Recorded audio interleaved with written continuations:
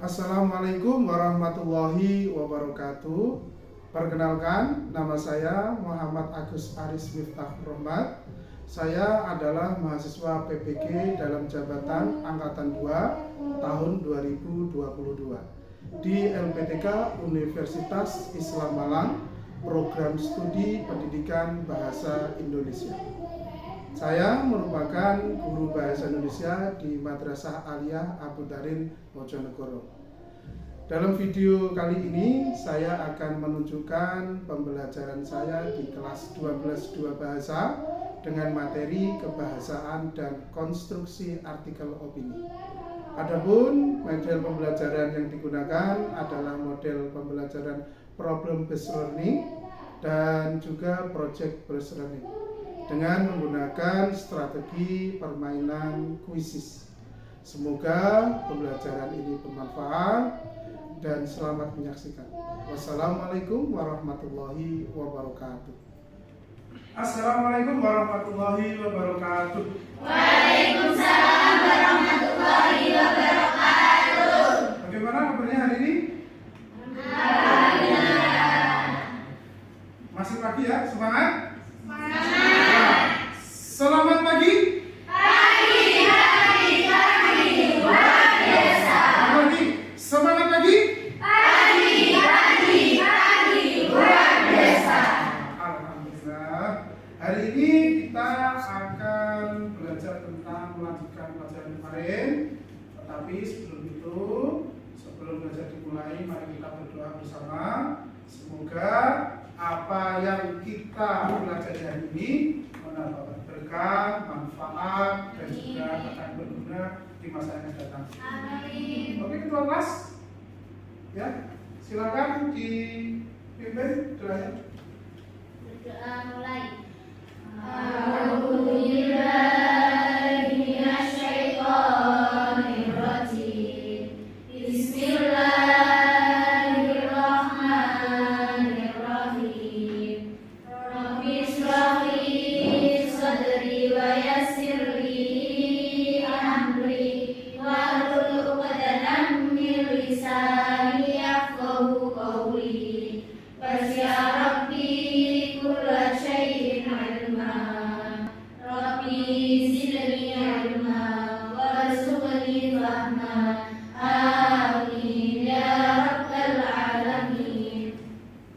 Amin ya rabbal alamin. Karena ya, sebelum belajar dimulai, Bapak Ibu akan mengecek kehadiran dulu dari kelas 12 2 bahasa. Khairul Nisa, Fatimah Zahra, Dwi Rianti, Julianatus, Lutfa Khairul Cahyani. Oke, sebelum pelajaran dimulai, coba kita cek dulu tentang konsentrasi. Tangan yang kanan mana? Diangkat. Punya tangan kanan ya. Jarinya ada berapa? 5. Satu apa ini?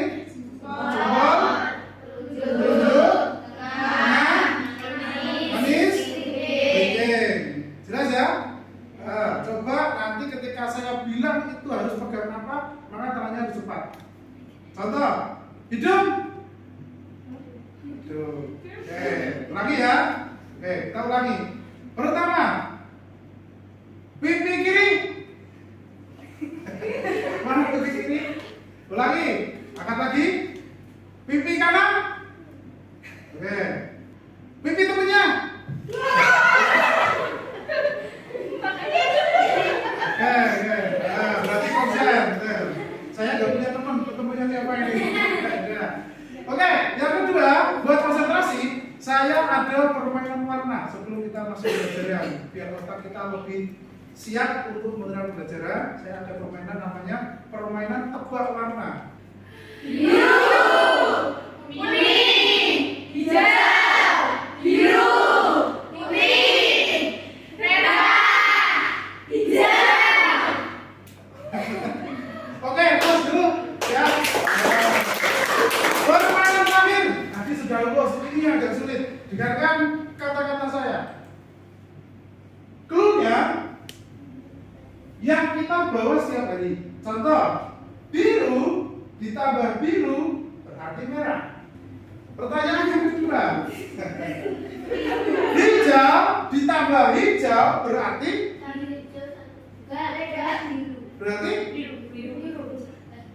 bukan.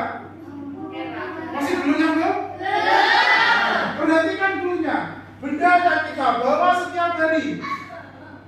Yang kita bawa setiap hari. Apa? Dulunya belum? Oke, biru ditambah biru berarti merah. Paham? Biru ditambah merah berarti hijau ditambah hijau berarti dua hijau atau satu biru satu ungu. Iya, jawabannya dua hijau, betul. Yang terakhir, ungu ditambah ungu berarti hijau. Paham maksudnya ya? Nah, clue-nya benda yang kita bawa setiap hari. Di sini ada kita konsep yang kita sudah belajar di minggu kemarin. Kita melanjutkan pelajaran yang kemarin, yaitu tentang kebahasaan artikel buku ilmiah. KPD sudah dibawa kemarin, sudah dikerjakan. Kemudian hari ini kita akan belajar tentang konstruksi sebuah artikel. Kalau kemarin kita bicara tentang bahasanya, sekarang kita akan berbicara artikel opini itu terdiri dari apa saja. Ya. Ada yang masih ingat pelajaran kemarin? Opini adalah angkat tangan dulu. Ayo, opini adalah pendapat. Malu-malu kenapa? Aja. Kemudian kalau argumen, pendapat yang disertai dengan fakta. Oke, berarti kemarin kita sudah bahas tentang kebahasaannya. Hari ini kita akan belajar tentang konstruksinya. Nah, coba lihat selanjutnya adalah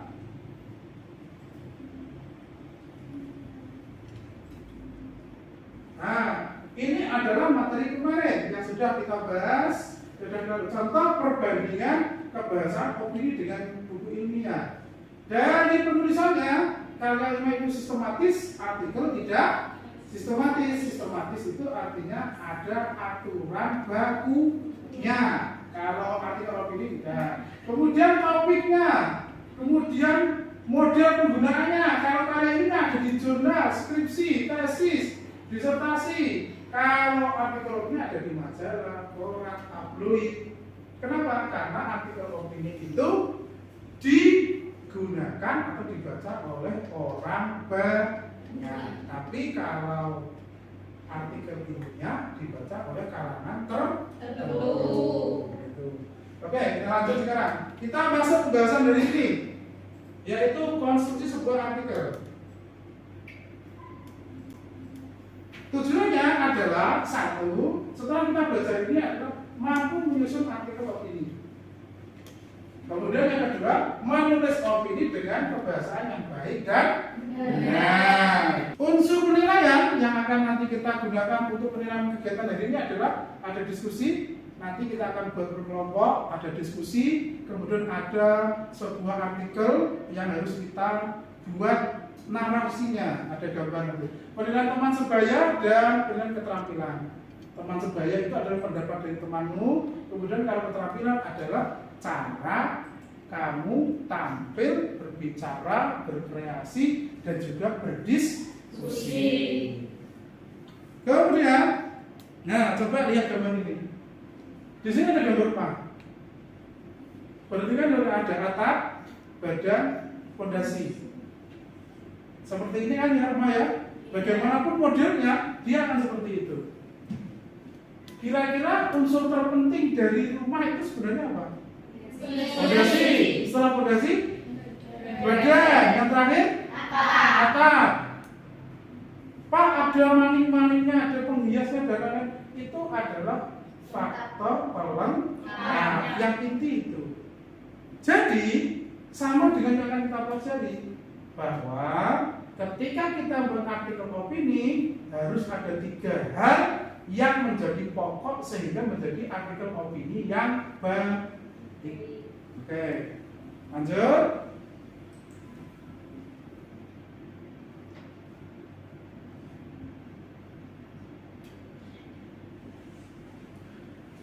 Karena tugas ini adalah lanjutan dari kelompok yang kemarin, masih ingat ya kelompok kemarinnya siapa saja?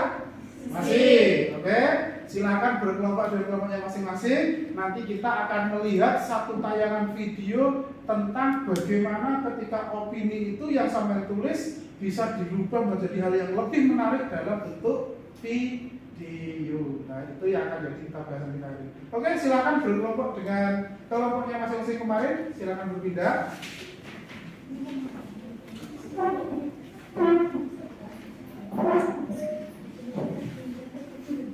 Jangan lupa alat tulisnya juga dibawa.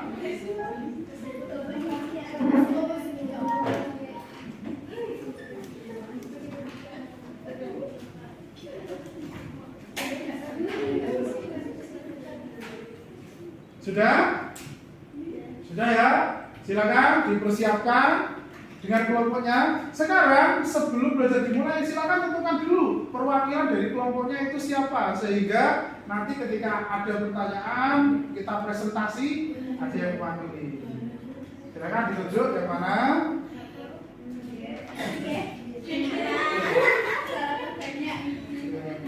Sudah? Siap ya? Oke, di sini ada video saya tampilkan. Silakan nanti dilihat, dicermati, kemudian tentukan mana yang merupakan bagian pokok pentingnya dari artikel opini. Silakan diperhatikan.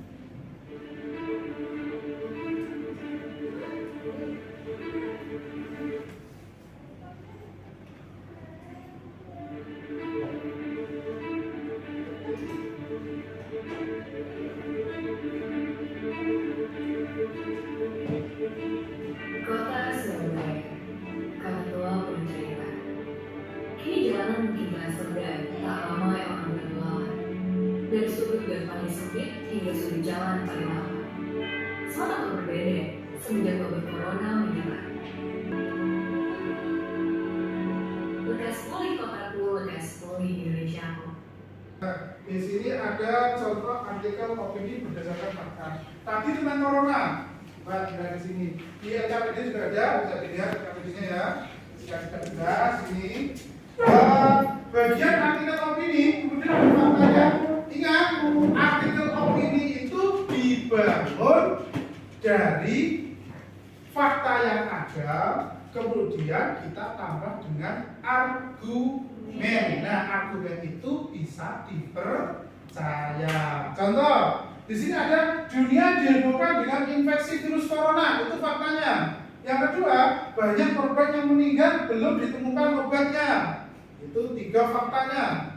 Kemudian 3 fakta itu kita ubah menjadi sebuah paragraf. Akhir-akhir ini dunia dihebohkan dengan infeksi virus baru yang bernama coronavirus. Banyak korban yang meninggal akibat virus ini karena gagal napas. Vaksin dan pengobatan yang spesifik belum ditemukan untuk mengobati infeksi virus ini. Jadi intinya kita cari tahu dulu faktanya. Setelah fakta ditemukan, baru kita membuat opini atau artikel opini berdasarkan fakta tadi. Jelas ya? Ya. Oke, selanjutnya ada contoh yang kedua, masih lanjutan. Nah,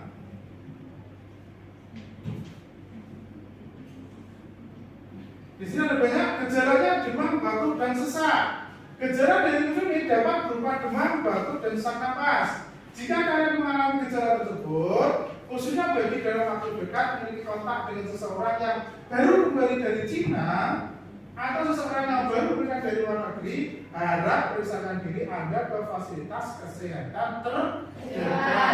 Kenapa di sini dikatakan kembali dari Cina? Karena virus tersebut itu berasal dari Cina. Dari beberapa informasi dari surat kabar itu di sana dari Cina. Karena virus ini menyebar lewat orang, sehingga ketika ada orang yang berpergian dari Cina, mau kembali ke Indonesia itu harus disuruh periksa ke fasilitas kesehatan apakah dia itu terinfeksi atau tidak. Oke. Kemudian ini yang terakhir, coba sama baca, kemudian tulis, tentukan nanti untuk opini akhirnya bagaimana. Nah, di sini faktanya ada. Kementerian Kesehatan menetapkan 5 langkah mencuci tangan dengan benar.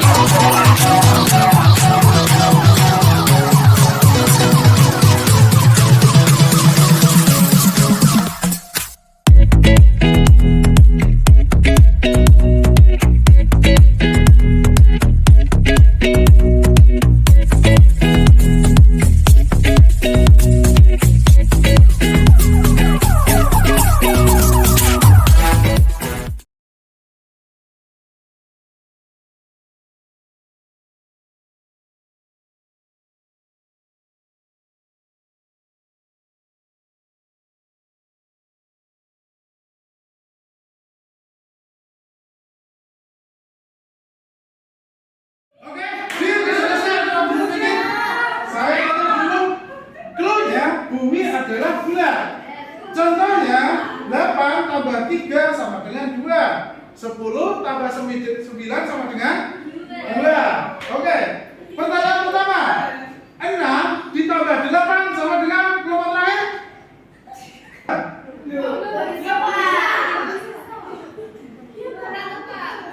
3. Oke, silakan dibaca hasilnya tadi hasilnya. Ya, dibaca. Kita biasanya mencuci tangan sebelum makan, sesudah makan, setelah beraktivitas dan lain sebagainya. Di samping kita mengetahui waktu yang tepat untuk mencuci tangan, kita harus mengetahui langkah-langkah yang benar dalam mencuci tangan. Menurut Kemenkes ada 5 tahapan langkah mencuci tangan. Ya, ada 5 langkah. Kemenkes itu apa toh? Kementerian Kesehatan. Kalau Kemenkes? Kemenkes.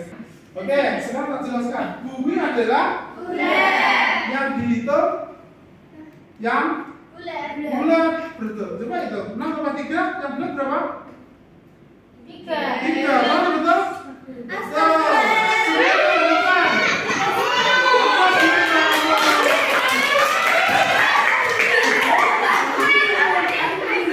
Ingat dulu ya, bumi adalah bulat. Oke, silakan dibaca. Dengarkan dulu, silakan dibaca. Karena maraknya COVID-19, Kementerian Kesehatan menganjurkan masyarakat untuk mencuci tangan dengan cara 5 langkah. Cuci tangan tersebut biasa dilakukan pada saat sebelum atau sesudah makan, setelah berpergian atau beraktivitas dan lain sebagainya. Ya, terima kasih. Plus semuanya. Nah, ini yang sudah kita bahas tadi, kita ulang ya. Struktur artikel ada 3. Satu yaitu pengenalan isu atau tema atau topik yang terhangat gitu ya. Sekarang yang terhangat apa? Semeru. Ya, Semeru gak hangat, itu panas. Iya kan? Semeru gak hangat, Semeru panas. Yang kedua, rangkaian argumentasinya. Argumen yang sudah tadi kamu buat kalimat itu sulit kalau belum terbiasa. Kemudian yang ketiga yaitu penegasan kembali. Artinya argumen yang sudah kita buat dengan isu yang ada itu harus memberikan penegasan bahwa yang kita sampaikan itu benar-benar bisa dipertimbangkan, masuk akal, bisa dipakai dan lain-lain. Contoh, saya kan laki-laki tidak berhijab, iya toh, tidak berhijab. Tapi saya tahu bagaimana kasih tahu ketika cewek mau berjilbab itu biar cantik gimana caranya. Cantik itu yang melihat sama sendiri atau orang lain? Orang lain, sama seperti itu. Harusnya sama nggak percaya, tapi kenapa percaya? Karena saya memiliki argumen yang bisa dipercaya. Betul. Oke, kita lanjutkan sekarang. Setelah ini, kemudian ada kita jelaskan penanganan isu itu apa? Permasalahan, fenomena, peristiwa aktual. Bagian ini sama dengan teknik perbedaannya. Isu dalam teknik dipilih redaksi, sedangkan isu dalam artikel dibentukkan penulis. Editorial itu berita yang ada di majalah, ada di koran, namanya tajuk rencana, jadi diri, dan itu ditentukan redaksi. Redaksi itu yang punya percetakannya atau petugasnya di sana. Itu ditentukan. Tapi kalau artikel opini tergantung diri kita sendiri mau mengangkat apa. Gitu. Kemudian yang kedua yaitu rangkaian argumentasi berupa pendapat atau opini penulis terkait dengan isi atau topik yang dibahas. Jadi isu tadi kemudian kita angkat menjadi artikel opini dengan disertai argumennya penulis. Artikel opini atau artikel ini yang populer untuk teori tidak terlalu ditekankan. Kemudian yang terakhir, penegasan kembali. Penegasan kembali adalah pembahasan sebelumnya. Bagian ini dapat disertai dengan solusi, harapan, atau saran. Setelah saya ngomong tentang kerudung tadi, harusnya menurut saya alangkah baiknya perempuan itu kalau pakai jilbab itu lebih rapi sesuai aturan madrasah. Madrasah itu buat aturan bukan untuk membuat sulit, tidak, untuk membuat lebih baik. Nah, dari ini kemudian yang terakhir, dari ketiganya itu perlu diingat bahwa ketika kita membuat artikel opini harus ada 3 yang menjadi unsur pentingnya. 1, pengenalan isu. Yang kedua, pengembangan argumen. Yang ketiga, penegasan kembali. Oke, ada pertanyaan? Silakan sambil dibaca informasinya. Jika ada pertanyaan silakan sebelum kita masuk pada tugas, yaitu untuk membuat artikel opini. Silakan. Oke, ada lagi? Boleh, tadi sudah. Sudah kan? Jadi masuk kepaduan isi itu gimana? Oh, kepaduan isi. Kepaduan isi itu seperti ini. Ketika kita membuat argumen, itu kan ada faktanya. Kemudian kita tambah dengan argumen kita. Ya. Nah, ketika kita membuat argumen, yang argumen ini harus berpadu atau membahas tentang fakta yang sudah ada. Jangan sampai argumen yang kita buat itu melenceng dari fakta yang sudah ada, itu nggak nyambung. Seperti saya bahas kerudung tadi, tapi yang saya jelaskan cara memakai sarung yang benar, kan nggak nyambung. Kerudung dengan sarung beda. Saya punya 5 isu yang sudah saya carikan menurut survei. Ada yang tertinggi, pertama ada 5. Yang pertama adalah tentang banjir. Di situ tertulis solusi tuntas penanganan banjir. Itu yang pertama. Yang kedua adalah mengapa masih suka banyak buang sampah sembarangan. Gambar yang pojok atas sebelah barat. Kemudian ada yang bawah, pengaruh pendidikan bagi anak, terutama anak di pedalaman. Kemudian yang keempat ada cara menumbuhkan semangat belajar. Yang terakhir pentingnya peregangan sebelum olahraga. Karena di sini ada 4 kelompok, ada 1 yang tidak terbahas. Ya, oke. Sekarang silakan dipilih yang mana. Kelompok 1, pilih yang mana? membuang sampah. Oke, tak tulis di sini ya. Di sini kelompok 1.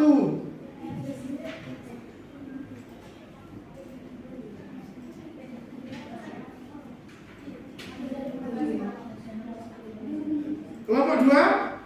Cara menumbuhkan semangat belajar. Cara menumbuhkan semangat belajar. Oke. Kelompok 3. Banjir. Terakhir kelompok 4. Kelompok 4. Olahraga. Ya.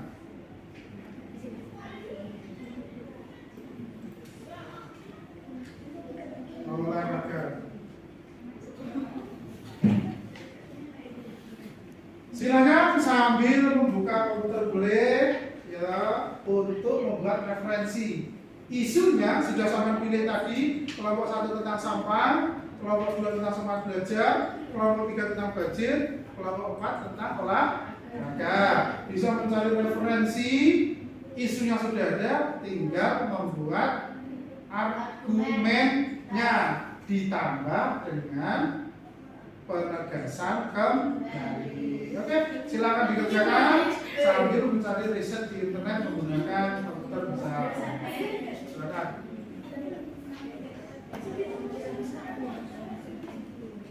Nanti hasilnya akan langsung saya tampilkan.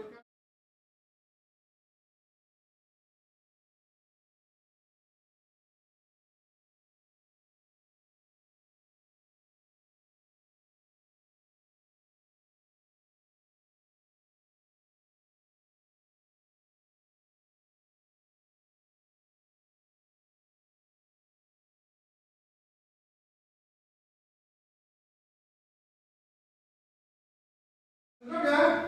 Silakan di-save. Nah, saya akan tampilkan dulu untuk yang kelompok 3 terlebih dahulu. Ya, kelompok 3 dulu.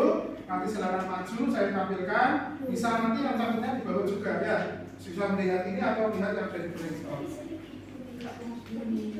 Oke, cukup. Yang lain nanti silakan memberikan tambahan ya. Silakan berikan saran atau mungkin tambahan bagi kelompok 4. Assalamualaikum warahmatullahi wabarakatuh. Waalaikumsalam warahmatullahi wabarakatuh. Kami dari kelompok 3 akan menyampaikan hasil diskusi kami Ya.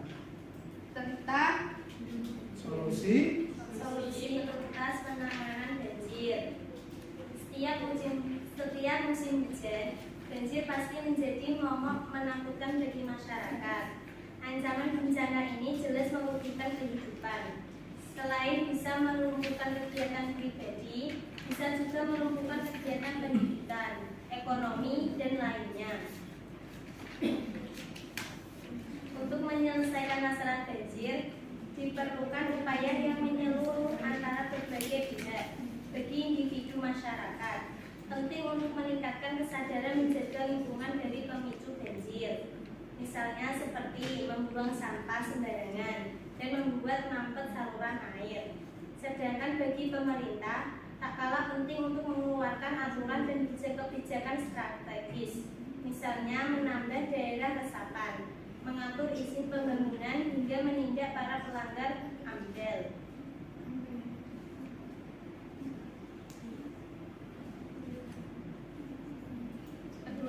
Kedua pihak ini tak bisa saling menyalahkan, sebaiknya saling introspeksi dan bergotong royong agar masalah banjir dapat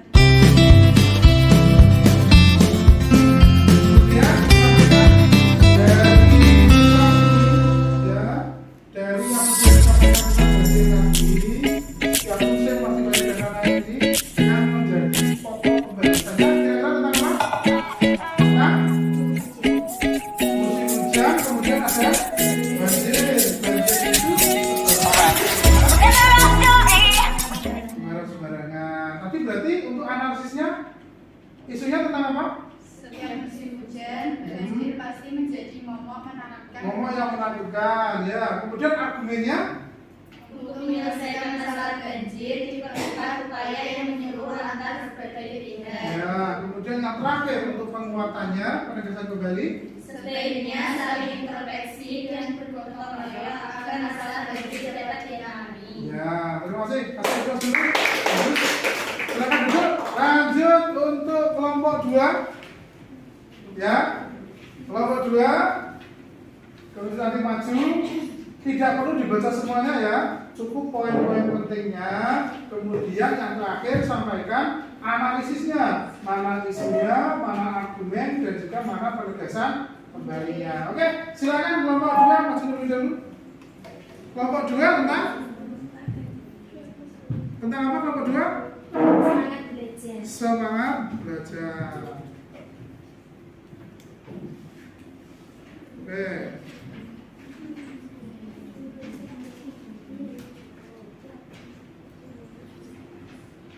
Salam dulu.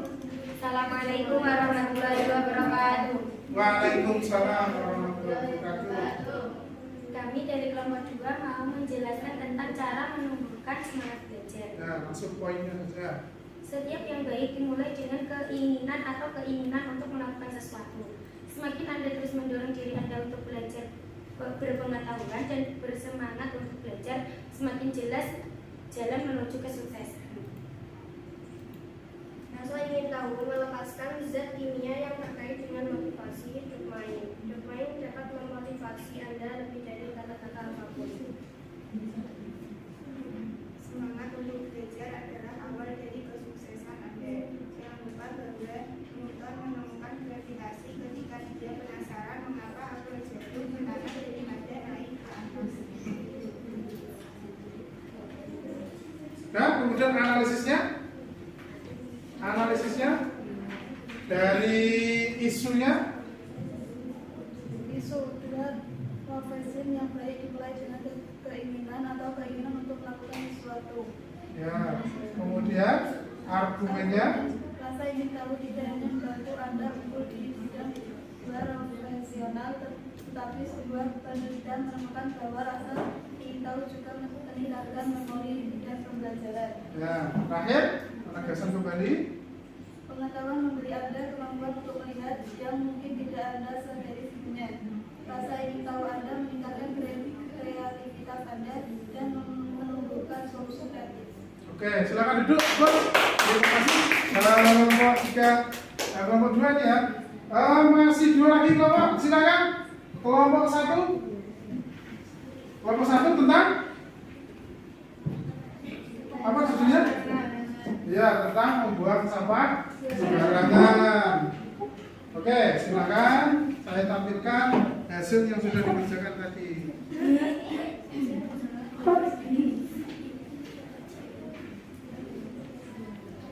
Yang di belakang silakan bisa diperhatikan yang di depan. Yang keras ya. Assalamualaikum warahmatullahi wabarakatuh. Waalaikumsalam warahmatullahi wabarakatuh. Kami dari kelompok 1 ingin mempresentasikan hasil kami.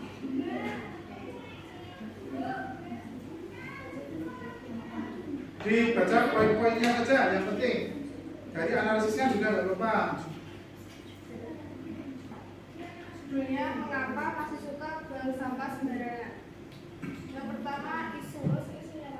Iya, nggak apa-apa, langsung isu nggak apa-apa. Isunya apa? Isunya tentang membuang sampah serta dampak buruknya untuk lingkungan dan kesehatan.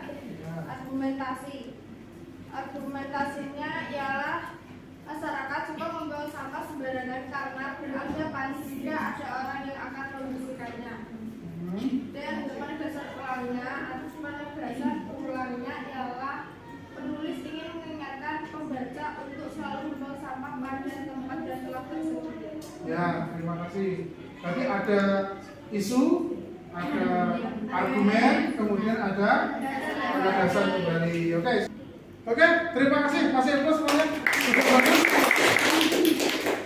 Intinya, ya, yang perlu kita perhatikan bahwa ketika membuat artikel opini, ada sesuatu yang memang harus kita pegang teguh. Satu, isunya apa? kemudian kita cari faktanya. Ya, yang kedua, isunya apa? Kemudian yang kedua, fakta. Setelah fakta ini ketemu, baru kemudian kita membuat pengembangan argumen. Ingat, argumen ini ada syaratnya tadi, harus padu secara makna. Intinya bahwa ketika membuat argumen itu tidak boleh melenceng dari fakta atau isu yang sudah kita tentukan. Dipersiapkan, kita ada kuis. Ada 4 ini, orang yang beruntung nanti yang paling silakan nanti juara pertama boleh memilih. Oke, nanti ada 4 juara yang saya ambil. Ini nanti individual, tidak perlu berkelompok. Ingat, bukunya dibaca. Ya. Oke, silakan dipersiapkan dulu dirinya. Cari komputer yang mungkin bisa digunakan untuk ikut kuis pakai link yang sudah saya share.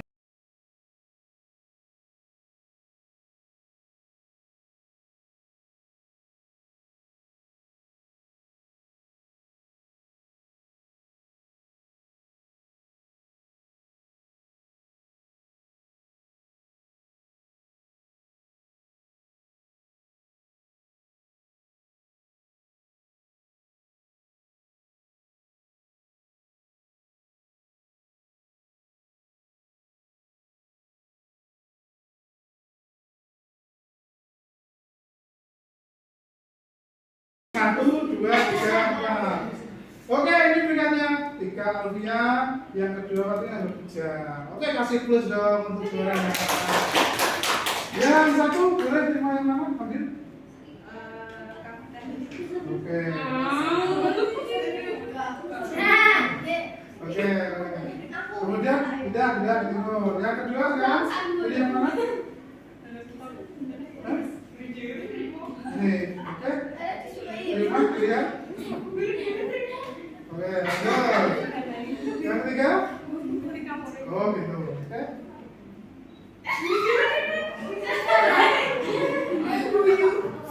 Terakhir, air apa? Saya kasih plus semuanya. Oke. Sebelum penutupan, ingat, coba dari yang sudah kita pelajari tadi, ya, dari yang sudah kita pelajari tadi, kita ingat-ingat bahwa struktur penyusunan artikel opini tadi ada berapa? 3. Ya, coba generalus. Pengenalan isu, argumentasi, dan penegasan kembali. Itu perlu diingat bahwa ketika berartikel opini yang perlu diperhatikan 3 itu. Kemudian yang terakhir, karena ini ada di penghujung semester, ingat tetap semangat belajar, tetap jaga kesehatan, ya, jangan sampai lupa bahwa ketika nanti selesai liburan kita akan dihadapkan dengan ujian nasional. Sehingga jangan lupa walaupun liburan di rumah tetap belajar. Oke, sebelum tutup silakan.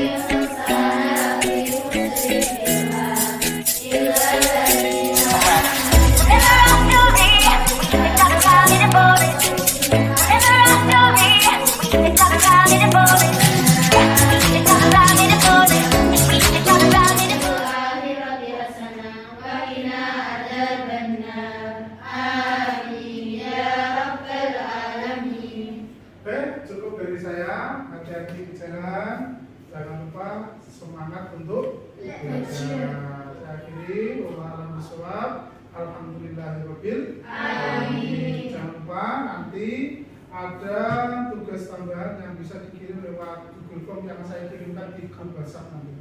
Cukup ya. Akhirnya, assalamualaikum warahmatullahi wabarakatuh. Waalaikumsalam warahmatullahi wabarakatuh.